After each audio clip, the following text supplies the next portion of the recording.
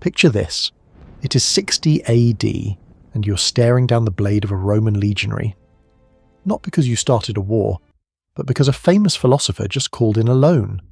Rome claims they brought peace and gleaming aqueducts to Britain. In reality, they run the island like a heavily armed mafia cartel, bleeding your people dry through extortion. Now, Seneca the Stoic wants his 40 million sesterces back today.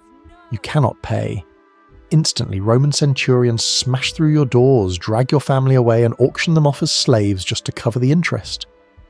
Financial ledgers buried beneath the ashes of London prove this brutal economic shakedown, not sudden native savagery, sparked the infamous Queen Boudicca rebellion. When an unstoppable empire uses debt as a weapon of mass destruction, how far will a desperate, well-armed populace go to balance the books?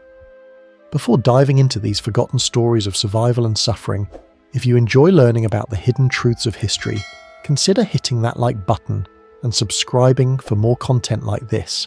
And please comment below to let me know where you're listening from. I find it incredible that we're exploring these ancient stories together from different parts of the world, connected across time and space by our shared curiosity about the past. King Prasutagus of the Iceni tribe is dead. He spent his final days orchestrating a desperate geopolitical gamble. Knowing Rome's appetite for wealth, he drafted a will leaving half his kingdom to his two daughters, and the other half directly to Emperor Nero. He calculated that tossing a massive chunk of his estate to the Roman mob would buy physical safety for his bloodline. He miscalculated wildly. The ink on the will barely dries before Catus Decianus, the Roman financial procurator, rides into Iceni territory. He brings an army of thugs, not diplomats. He treats the treaty as toilet paper and initiates a hostile takeover of the entire nation. Let's look at the brutal logistics of this shakedown. Seneca's 40 million sesterces equals roughly $1 billion modern US dollars.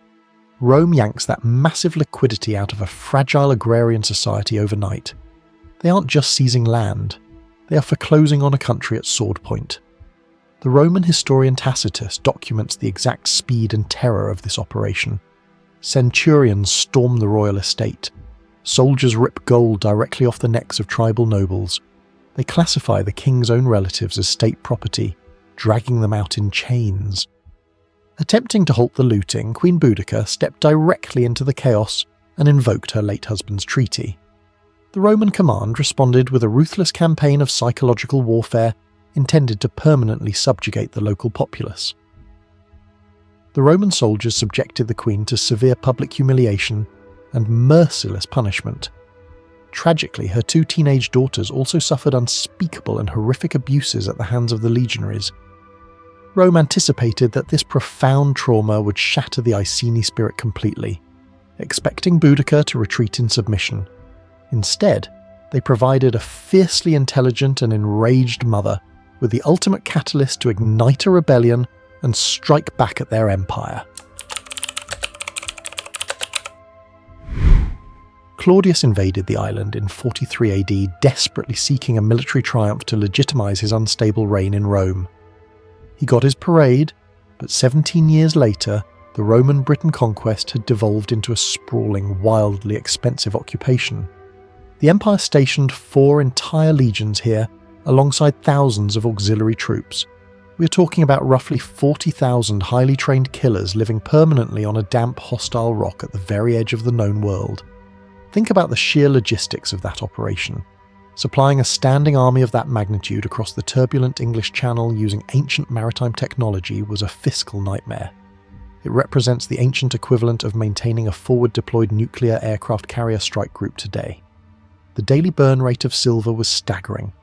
Every single day, those troops consumed tons of grain, demanded gallons of wine, required replacement armour, and most importantly, expected their regular paychecks. Rome enforced a strict, brutal policy to handle this deficit. Colonies must pay for their own subjugation.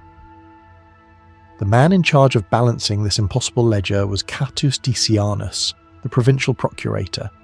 He operated entirely outside the military governor's chain of command, answering directly and only to the emperor. Decianus did not care about diplomacy, cultural integration, or long-term stability. He looked at a map of Britain and saw only a spreadsheet of harvest yields and slave quotas. Decianus unleashed a ruthless extortion machine across the provinces. The Romans slapped crushing property taxes on land the Celts had owned for centuries. They imposed a flat poll tax simply for the privilege of breathing. They even heavily taxed the dead. When seasonal crop yields dropped, Decianus refused to adjust the quotas. He simply deployed armed debt collectors. If a Celtic farmer lacked the silver coin to pay the tax, the Romans confiscated his winter grain supply. If the grain was already gone, they dragged his wife and children to the coast to be shipped off and sold in the slave markets of Gaul. Adding extreme insult to this financial ruin were the Roman veterans themselves. In the provincial capital of Camulodunum, modern-day Colchester, retiring legionaries received generous land grants as pensions. The catch was that this land already belonged to the local Trinovanti tribe. The veterans violently evicted native families at sword point, burning ancestral homes and driving the rightful owners into the wilderness. Adding psychological torture to theft, these retired soldiers mockingly called the displaced locals captives and slaves on their own soil. Worse still, the Romans built a massive gleaming temple of Claudius right in the centre of the stolen city. To fund this monumental arrogance, they forced the remaining native elites to completely bankrupt themselves, paying for the temple's daily upkeep.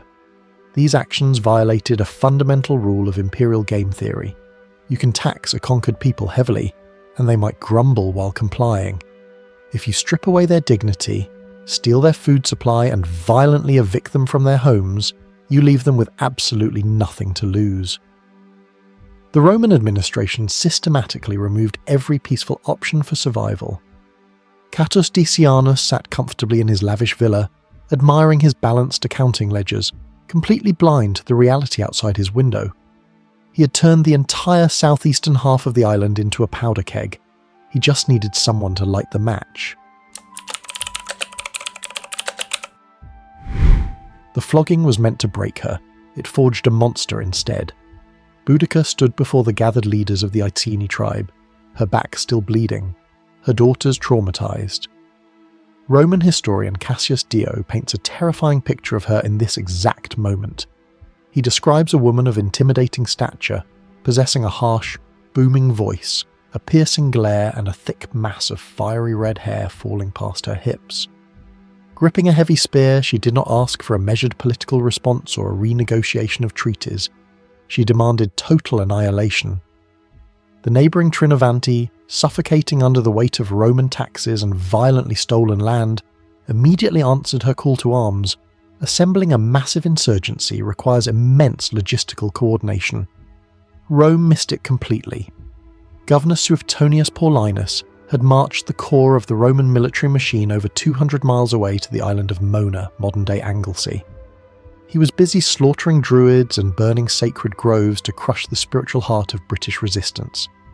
That aggressive, distant deployment left the entire southeastern economic hub of the province completely exposed. Boudica exploited this colossal intelligence failure. Word spread silently through the dense forests and marshlands. Blacksmiths secretly beat farming tools back into deadly weapons. These Celtic warriors operated on a fundamentally different psychological level than Roman legionaries. They did not march for a paycheck or an emperor's glory.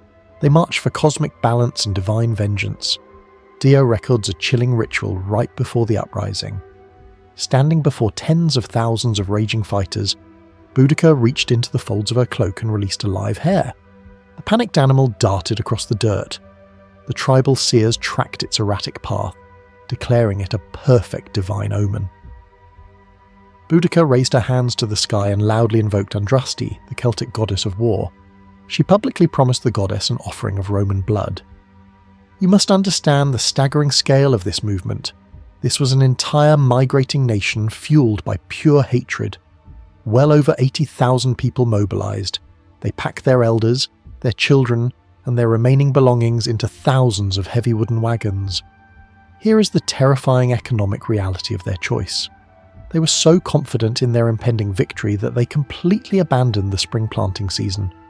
They left their ancestral fields barren. They planned to feed this massive, crawling city of vengeance by capturing Roman grain silos along the way. they created a ticking biological clock. If the campaign dragged on, or if they failed to seize those specific supplies, the entire rebellion would starve to death. They gambled their entire civilization on rapid, overwhelming violence.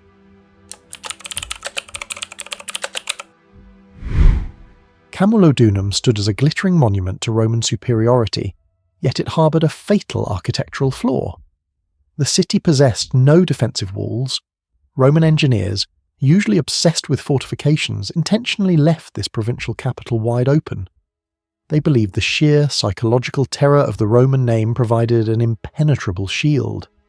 Instead of investing in military ramparts, they poured staggering sums of money into the colossal Temple of Claudius.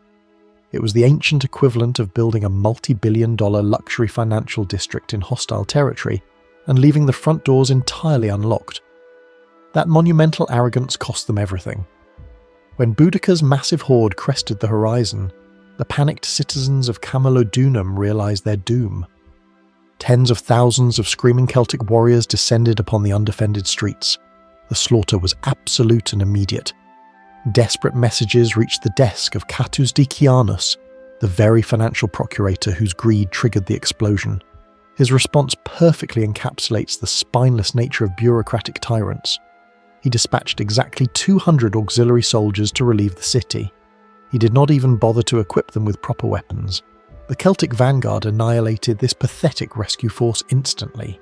Realizing the unimaginable scale of his blunder, Decianus quietly packed his personal fortune, abandoned the province, and sailed away to the safety of Gaul.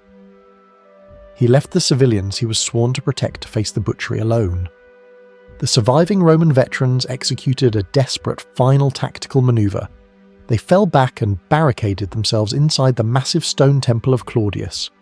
This structure, originally designed to humiliate the native population, suddenly became a claustrophobic tomb. Picture the sheer, suffocating terror of those final 48 hours. Hundreds of men, women and children crammed into the dark of the inner sanctuary. They had no water, they had no food rations. Outside, 80,000 enraged warriors hammered against the heavy bronze doors, filling the air with the deafening roar of Celtic war horns and the screams of the dying city. The standoff did not last. The Iceni breached the sanctuary on the second day. We do not have precise military logs of the final moments, but archaeological excavations at modern Colchester reveal a thick black layer of scorched earth dating precisely to this year. The Celts systematically slaughtered every living soul inside the temple before burning the entire city to ash. Military historians classify the fall of Camulodunum as one of the Roman Empire's worst defeats. A full Roman legion, the 9th Hispana, attempted a late rescue mission shortly after the city fell. Boudica's forces ambushed them en route, massacring nearly the entire infantry division in the forests. Within just a few days, the rebellion wiped out the provincial capital, eradicated the primary financial centre, and crushed a third of Rome's regional military strength. Boudica now turned her blood-soaked army toward an even richer prize, the bustling commercial hub of Londinium.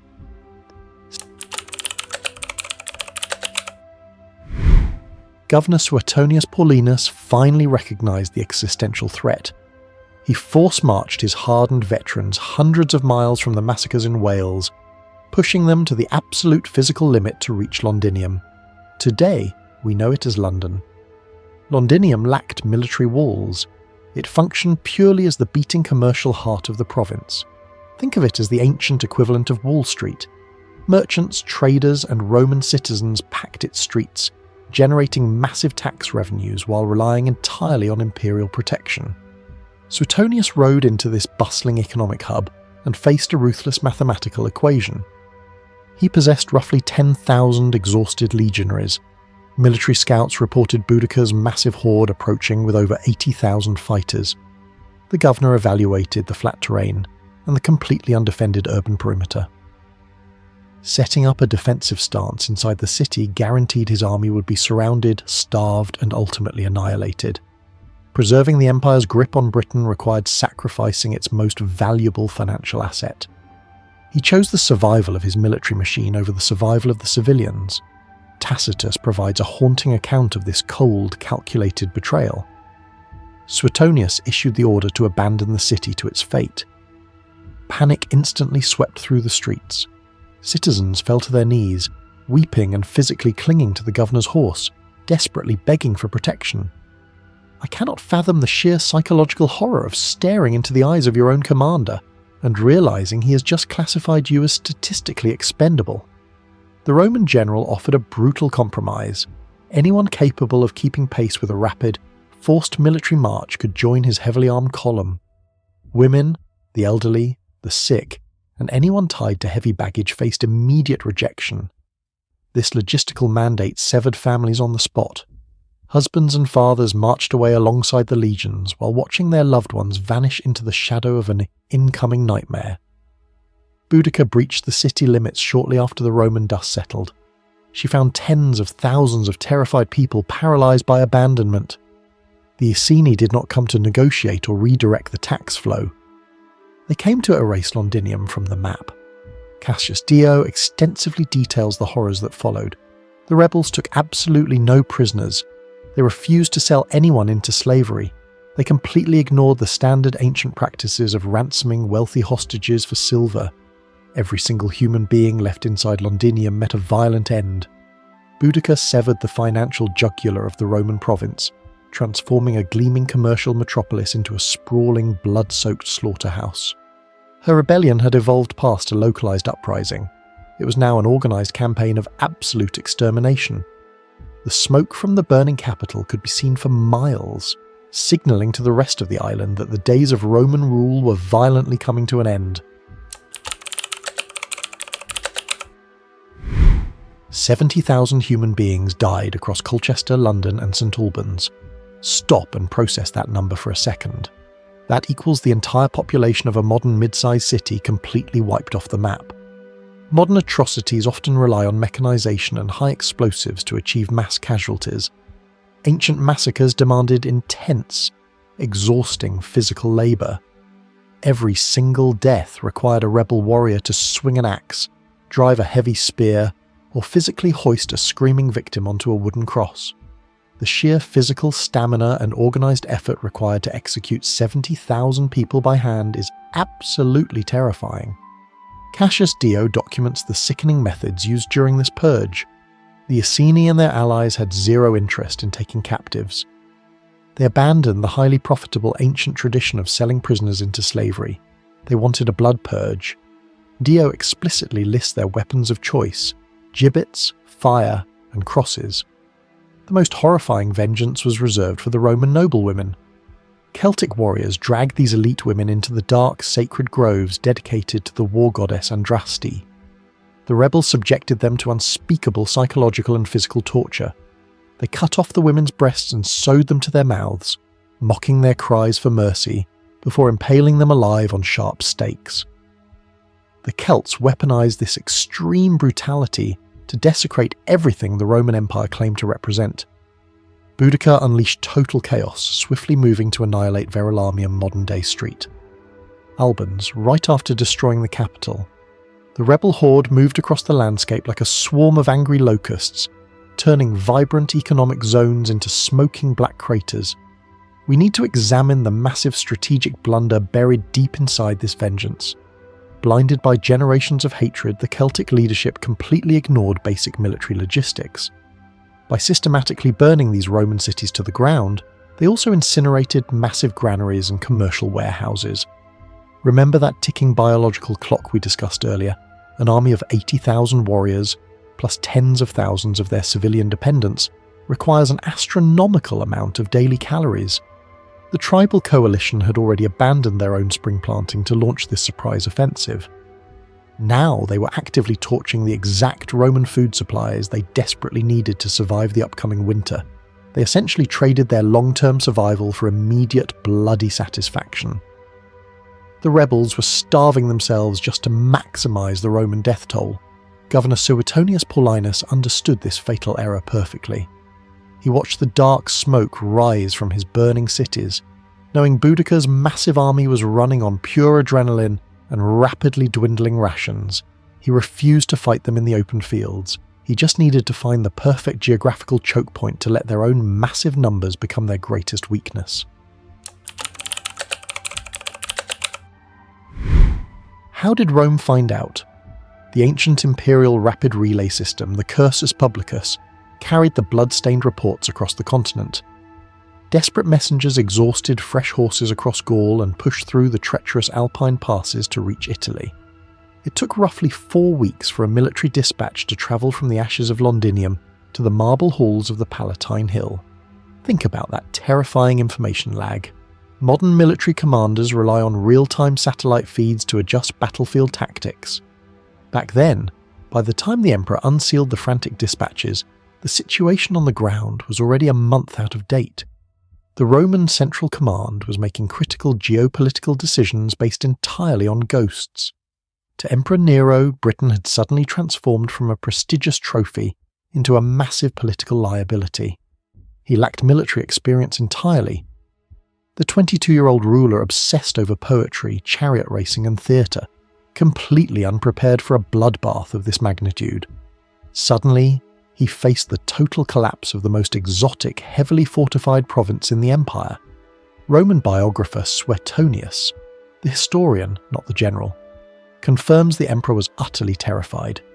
Nero actively drafted formal plans to withdraw all remaining military forces and permanently abandon the island. He reviewed the astronomical financial cost of dispatching a massive reinforcement fleet and almost chose to cut his losses. The psychological victory for Boudica was nearly absolute right then. She came dangerously close to forcing the greatest superpower on Earth into a humiliating, unconditional retreat, without even clashing with their main army. Back in the smoke-filled forests of Britain, Governor Suetonius Paulinus operated completely in the dark. He knew nothing of Nero's panic. The massive communication delays severed him entirely from central command, leaving him totally isolated. He was trapped behind enemy lines with a single battered legion, the 14th, a detachment of the 20th, and a handful of lightly armed auxiliaries. He commanded exactly 10,000 men. Boudica commanded at least 80,000, and some ancient estimates pushed that number well over 100,000, marching relentlessly toward his position. Paulinus faced the ultimate command dilemma. Retreating guaranteed a slow, agonizing death by exhaustion and starvation, with Celtic cavalry harassing his vulnerable supply lines every step of the way. Surrendering guaranteed torture and crucifixion. Attacking head-on across an open field guaranteed his entire force would be instantly swallowed by a roaring human tsunami. The veteran Roman general realized his only chance of survival depended completely on geometry and geology. He needed to find a highly specific piece of terrain that would mathematically neutralize the crushing numerical advantage of the roaring Iceni horde. He marched his men into the rugged Midlands, frantically searching the landscape for the perfect place to make his final stand.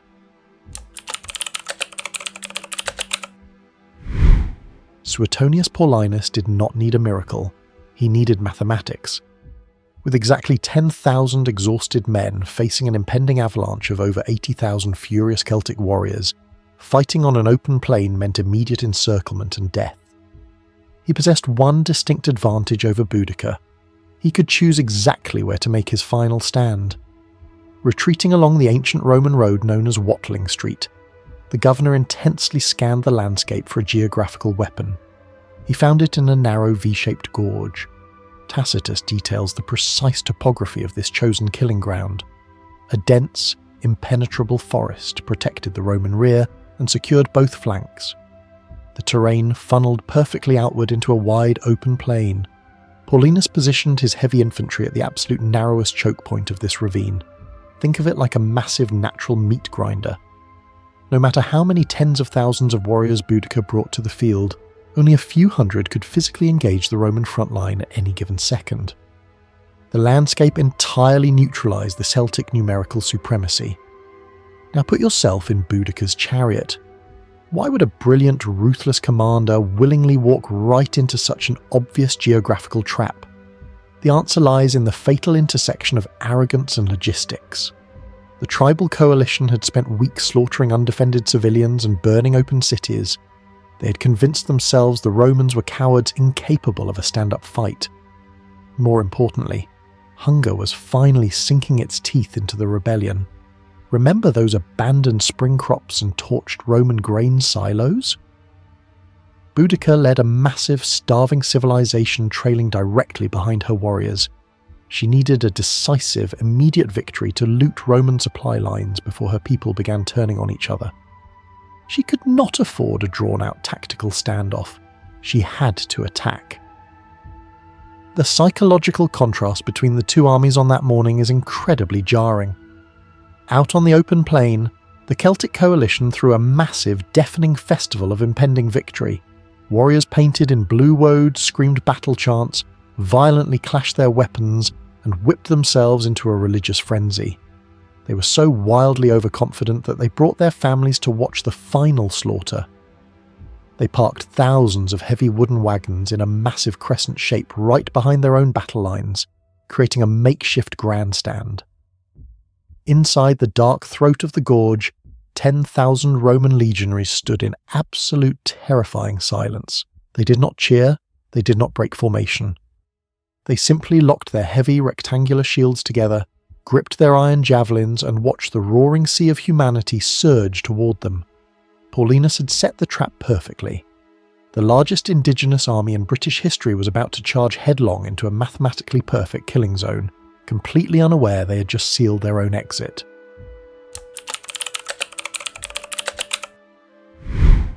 "80,000 screaming warriors surged forward into the narrow gorge.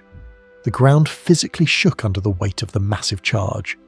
Governor Suetonius Paulinus held his men back. He forced his heavily outnumbered infantry to stand completely motionless until the Celtic vanguard crossed an invisible, mathematically calculated line. The Battle of Watling Street commenced not with a clash of swords, but with a lethal, engineered metallic storm. At a range of roughly 40 yards, the Roman front line unleashed a synchronized volley of pyla. These were heavy iron javelins specifically designed with a soft metal shank that bent upon impact.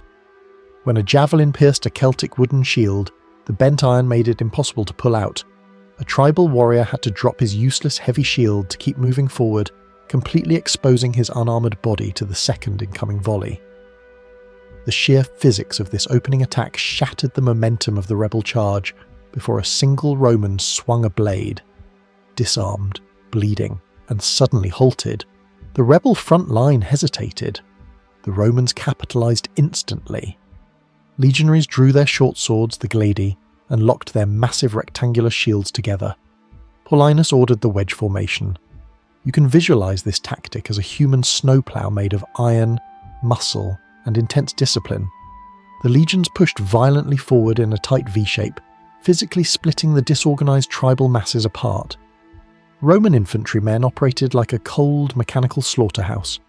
They stepped forward, thrust their short blades upward into the exposed bellies of their taller enemies, stepped over the falling bodies, and repeated the motion.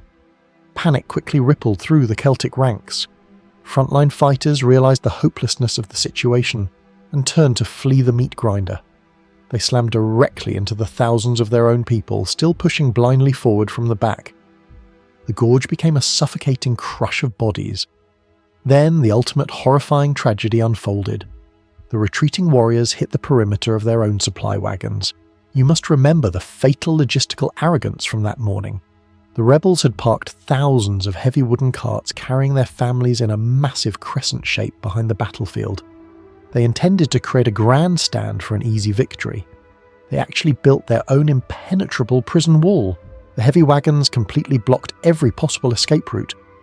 As the pressure of the fleeing mob increased, draft animals panicked, trampling the screaming civilians trapped against the wooden wheels. The Roman infantry pushed relentlessly forward, compressing the massive Celtic army against these barricades. What followed was not a battle. It was an industrial-scale execution. The discipline of Rome showed absolutely no mercy to the starving, exhausted rebellion. Legionaries slaughtered everyone in their path: warriors, women, children, and even the baggage animals. Tacitus claims an estimated 80,000 Britons died that afternoon in the blood-soaked mud. The Roman casualties numbered just 400. Cold mathematics, brutal geometry, and fatal logistical errors had completely annihilated raw, starving fury.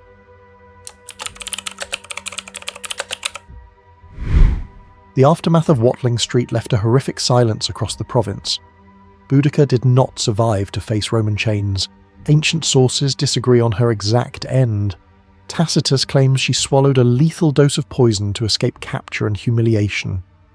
Cassius Dio insists she contracted a sudden fatal illness. Her death did not immediately stop the bleeding. Governor Suetonius Paulinus unleashed a campaign of absolute terror across the surviving tribal lands. He systematically burned every remaining Iceni and Trinovanti village to ash. Adding to the devastation, the self-inflicted famine finally hit. Those who survived the Roman sword slowly starved to death in the frozen mud because they never planted their spring crops.